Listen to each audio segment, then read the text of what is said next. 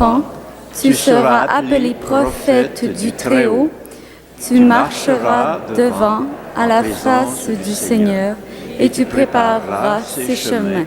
Alléluia. Alléluia, Alléluia, Alléluia, Alléluia.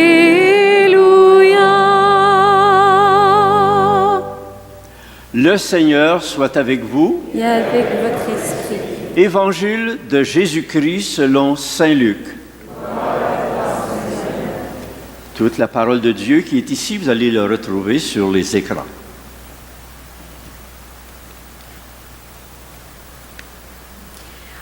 Quand fut accompli le temps où Élisabeth devait enfanter, elle mit au monde un fils. Ses voisins et sa famille apprirent que le Seigneur lui avait montré la grandeur de sa miséricorde, et ils se réjouissaient avec elle. Le 8e jour, ils vinrent pour la circoncision de l'enfant. Ils voulaient l'appeler Zacharie, du nom de son père. Mais sa mère prit la parole et déclara : « Non, il s'appellera Jean. » On lui dit : « Personne dans ta famille ne porte ce nom-là. » On demandait par signe au père comment il voulait l'appeler. Il se fit donner une tablette sur laquelle il écrivit « Jean est son nom. » Et tout le monde en fut étonné. À l'instant même, sa bouche s'ouvrit, sa langue se délia, il parlait et bénissait Dieu. La crainte saisit alors tous les gens du voisinage. Et dans toute la région montagneuse de Judée, on racontait tous les événements. Tous ceux qui les apprenaient les conservaient dans leur cœur et disaient : « Que sera donc cet enfant ?» En effet, la main du Seigneur était sur lui. L'enfant grandissait et son esprit se fortifiait. Il alla vivre au désert jusqu'au jour où il se fit connaître à Israël. Parole du Seigneur. Nous rendons grâce à Dieu. Veuillez vous asseoir. C'est donc la fête de Jean-Baptiste, qui est le précurseur, celui qui a été envoyé par Dieu. Vous voyez ce petit tableau qui est ici, je l'ai fait reproduire sur les écrans. C'est sœur Claudette Dany, fille de la sagesse, qui a répondu à une demande du Père Joseph. Il dit « As-tu quelque chose sur Jean-Baptiste ?» Elle dit non. Elle a sorti les crayons, puis elle a fait ça très, très vite. Alors, je la remercie, Claudette, d'avoir fait quelque chose pour Jean-Baptiste. Si vous avez remarqué, dans l'Évangile, on avait une petite phrase, puis il y a un mot de souligné. Ce qui est arrivé, c'est que, il faut que je raconte un peu comment ça s'est passé. À un moment donné, lui avait été, Zacharie, le père, Zacharie, était grand prêtre, et puis il avait été nommé par le sort pour être celui qui était pour aller présenter l'encens dans le temple du Seigneur. Et voilà qu'il est en train de faire monter l'encens vers Dieu. Tout à coup, un ange lui apparaît, puis commence à lui dire toutes sortes de choses. Ta femme, malgré son grand âge, elle va te donner un enfant. La femme était stérile, elle n'avait jamais eu d'enfant. Mais là, l'ange dit, ta femme, malgré son grand âge, va te donner un enfant. Puis là, il dit, tu feras pas attention, tu ne laisseras pas prendre de vin, ni rien, de boissons alcoolisées. Puis il va venir pour guérir le monde, pour convertir, puis ramener les gens vers le droit chemin. Zacharie a failli échapper son encensoir, vous comprenez, quand il entend ça, quand il voyait ça, il l'entendait. Alors, il y a une question qui arrive, puis qui dit, comment je vais savoir que tout ce que tu me dis est vrai? Voyez-vous, ça, c'est la non-foi, ça. C'est la non-foi. C'est pas comme quand, 6 mois après, le même ange Gabriel s'en va, non plus à Jérusalem, dans le temple, Mais dans un petit village éloigné, dans haut de la Palestine, à Nazareth, une toute petite femme qui avait été choisie aussi par Dieu. Et là, l'ange lui dit, « Je te salue, pleine de grâce. » Puis là, l'ange commence à lui dire, « Tu vas mettre un enfant au monde et puis tu lui donneras le nom de Jésus. » Mais elle aussi a posé des questions. Mais regardez bien la façon dont Marie va parler. Zacharie avait dit, « Comment je vais savoir que tout ce que tu me dis est vrai? » Mais Marie, c'est pas ça. Puis là, l'ange était bien fâché, puis il a dit, « Mon vieux, je ne vous disais pas tout ce qu'il a dit, mais tellement, il en a dit tellement qu'il est devenu muet. » C'est quand il est sorti du temple, il faisait des signes pour essayer de parler, mais il n'était pas capable. Alors les gens ont compris que Zacharie avait vécu quelque chose de tout à fait étonnant et que c'était la présence de Dieu qui s'était manifestée. Quand Marie, elle non plus, elle ne comprenait pas trop, mais elle n'a pas dit la même formule que Zacharie. Regardez ce qu'elle a dit. « Comment cela se fera-t-il? » Quand ceux qui ont étudié un peu la grammaire française, puis les autres grammaires, vous savez que l'indicatif, ça dit quelque chose dont tu es sûr, mais quand tu mets le futur, tu ne sais pas quand. Si Marie avait hésité un peu, puis comme Zacharie, elle aurait dit « Comment cela se ferait-il? » On met le conditionnel dans ce temps-là. « Comment cela se ferait-il? » C'est pas ça que Marie a dit. Marie a dit « Comment cela se fera-t-il? » Futur simple. Elle est sûre que ça va se faire, mais elle ne sait pas quand. Ah bien, l'ange était content. Quand il a vu la réaction de Marie, il dit ça c'est quelque chose. Puis là, il s'est mis à dire un peu tout ce que Jésus va être pour son monde. Puis finalement, Marie a dit, qu'il me soit fait selon ta parole. Alors, c'est un petit texte, un petit signe. C'est pas dit nulle part. Après ça, ici, je veux attirer l'attention sur le mot signe. Quand les gens autour de lui, autour de Zacharie, voulaient savoir comment il l'appelait, ils ont dit à Élisabeth, la mère, ben il va s'appeler Zacharie comme le père. Ah non, elle dit pas Zacharie, Jean, ça va être son nom. Alors eux autres, tout étonnés, et c'est marqué, et il demandait par signe au père comment il voulait l'appeler. Est-ce que vous voyez quelque chose là, dans signe par signe? Il demandait par signe.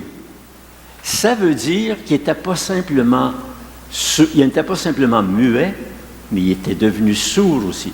C'est pas dit nulle part dans la Bible qu'au moment où l'ange a fait ses malédictions un peu à Zacharie, il est devenu muet, c'est pas dit qu'il est devenu sourd. Mais avec ce texte-là, ici, qu'on voit dans l'Évangile d'aujourd'hui, on sait. Comme ils ont été obligés de faire des signes, ça veut dire qu'ils ne pouvaient pas lui parler, ils ne comprenaient rien. Donc, on fait des signes, comment ils veulent l'appeler. Puis au moment où il a pris une tablette, il a écrit son nom, le Jean est son nom. Et tout le monde fut étonné. Tout le monde a été étonné à ce moment-là, que Zacharie écrivait « Son nom sera Jean ». Et là, à ce moment-là, lui, sa langue s'est déliée, ses oreilles se sont ouvertes, et puis il a été capable de louer le Seigneur de ses merveilles.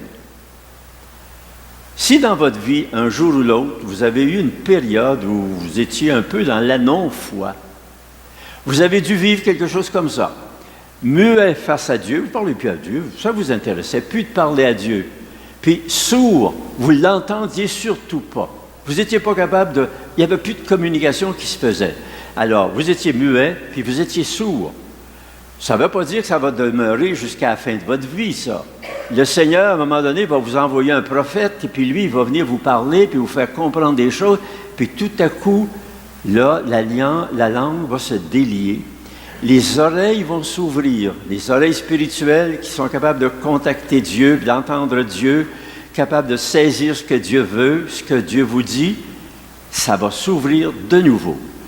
Alors on dit, Seigneur, si jamais on est encore dans ce temps-là, le temps de la non-foi, aujourd'hui, à l'occasion de la fête de Jean-Baptiste, viens nous toucher, viens nous transformer pour que nous soyons capables d'être dans la foi, la vraie foi, comme Marie. Comment cela se fera-t-il? Elle était sûre que c'était pour arriver. Puis voyez-vous, dans l'histoire d'aujourd'hui, dans le texte d'aujourd'hui, on n'a pas vu du tout la présence de Marie. Bon, on sait qu'elle était là. Elle est allée pour aider sa cousine. Et c'est dit dans la phrase qui suit, « Et elle s'en retourna chez elle après la naissance de l'enfant. » Donc Marie était là. Marie était là, puis elle était comme cette présence bleue. Nous le voulons. Je ne sais pas si vous avez déjà entendu ce chant de Jean-Claude Gianada. C'est tiré du CD « Veillez et priez » publié en 2006. Veillez, c'est veiller et prier. Nous le voulons, ce monde bleu, c'est-à-dire que nous le voulons, celle qui incarne tout ce bleu, Marie. Puis nous voulons, avec le soleil qui va venir, avec les fleurs, le soleil c'est Jésus, avec les fleurs, avec les oiseaux, nous le voulons, ce monde bleu. Je vous fais écouter cela.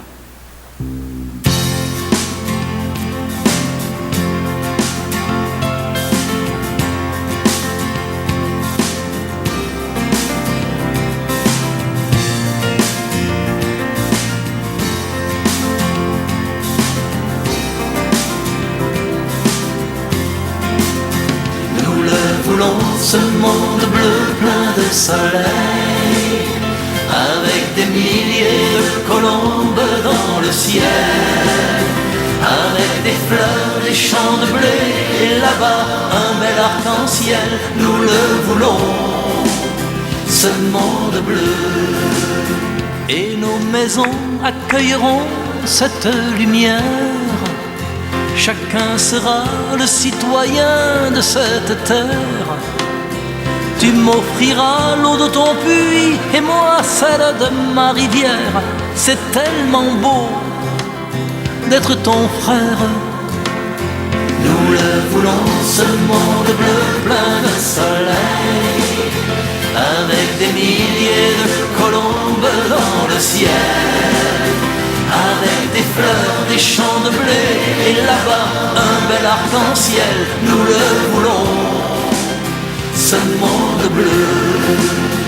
Et tes chansons diront le vent qui nous soulève, et mes chansons partageront nos plus beaux rêves, car nous croyons en l'espérance, au chant de paix et à la trêve. En toi, en moi, un jour se lève.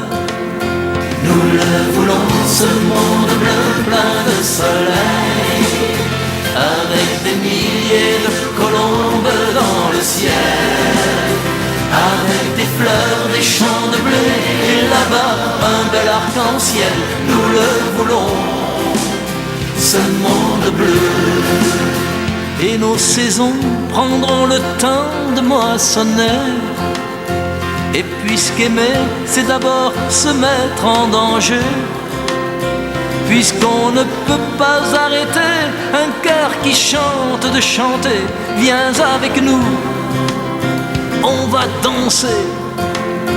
Nous le voulons, ce monde bleu plein de soleil, avec des milliers de colombes dans le ciel, avec des fleurs, des champs de blé, et là-bas un bel arc-en-ciel. Nous le voulons, ce monde bleu.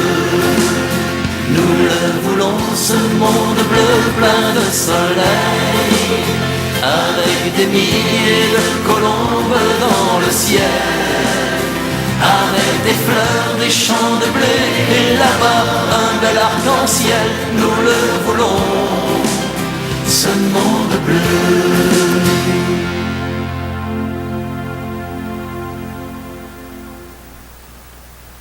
On va prendre un petit moment de silence pour laisser intégrer ce qu'on vient d'entendre, que le monde bleu, Marie qui le représente, et le soleil, Jésus, nous le voulons. Que Marie vienne chez nous, nous s'occuper de nous, comme elle s'est occupée de Jésus.